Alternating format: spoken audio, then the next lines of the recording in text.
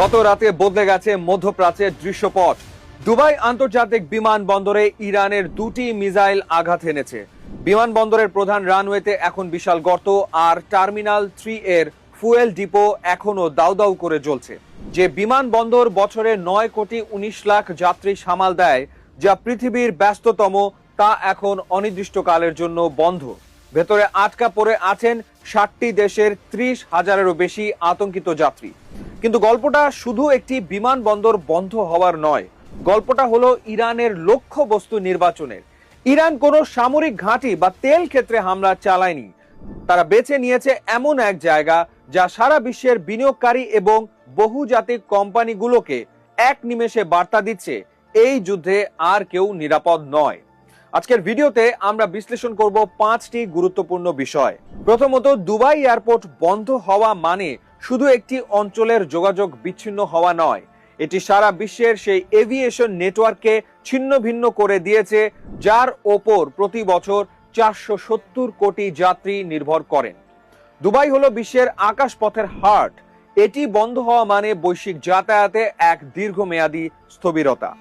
দ্বিতীয়ত, সংযুক্ত আরব আমিরাত সরকার সাময়িকভাবে বিমানবন্দর বন্ধের কথা বললেও এর গভীরতা অনেক বেশি। যতক্ষণ পর্যন্ত নিরাপত্তা নিশ্চিত না হচ্ছে, ততক্ষণ এই বিমানবন্দর পুনরায় সচল করা অসম্ভব।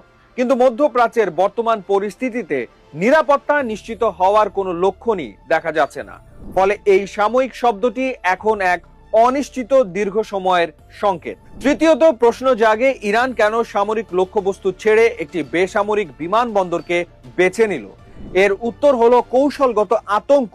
এই হামলার মাধ্যমে ইরান বুঝিয়ে দিল উপসাগরীয় অঞ্চলের কোনো দেশই এই যুদ্ধের বাইরে নয়। এটা সরাসরি বহুজাতিক কর্পোরেশন এবং বিদেশি কর্মীদের মনে ভীতি ঢুকিয়ে দেওয়া, যা ওই অঞ্চলের স্থিতিশীলতাকে সরাসরি হুমকির মুখে ফেলেছে। চতুর্থত, এর প্রভাব পড়ছে কার্গো খাতেও। বছরে প্রায় 27 লাখ মেট্রিক টন পণ্য এই দুবাই দিয়ে যাতায়াত করে।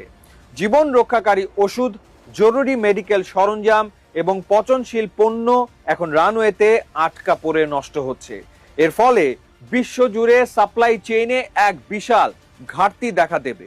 পঞ্চমত, চীন ইতিমধ্যে তাদের 2 লাখ নাগরিকের জন্য ট্রাভেল অ্যাডভাইজারি জারি করেছে। বেইজিং এর এই তড়িৎ পদক্ষেপ সংকেত দিচ্ছে যে এই সংঘাত নিয়ে তাদের ধৈর্যের বাঁধও ভেঙে যাচ্ছে।